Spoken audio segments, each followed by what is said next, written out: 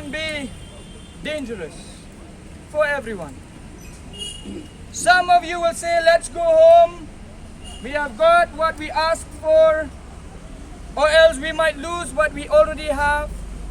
Some of you might say, no, we should still fight. But I will tell you right now, do not be selfish. Be selfless. Think about the others as well. There are so many who have been fighting for the last 3 months. So many are tired. So many have been away from home. So many who have had to face so much of difficulties because of this. See, if we continue, anything can happen. We do not know what, but I'm just saying, anything can happen. Someone might come here. When we were patrolling the other day here, we slept here, we were patrolling, there are people who came here. We can protect you for 1-2 days, we cannot protect you forever. We cannot protect you forever. We do not know what is going to happen. Yesterday you also saw what happened. So it can take another turn. Instead of you going home safe and sound, you might go to the hospital. And you might even lose your job. For how long will we be able to protest like this? We have to return back. We have to also think of the students.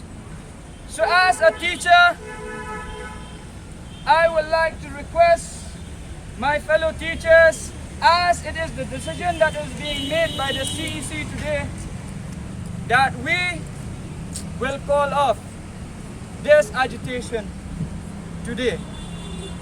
But there's one thing. The 5% of enhancement, of increment, that the government says it is yet to take a decision, we are going to have a dialogue with the government. We are having a dialogue with the government.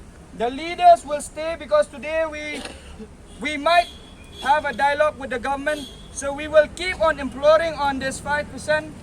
However, I want you to not be sad anymore. Be happy. There is a victory that you have just won. And let us remember one thing. We want so much more than the money. We want the love of the people. We want the love of those people we have never seen before. These strangers who have come to help. We want their love.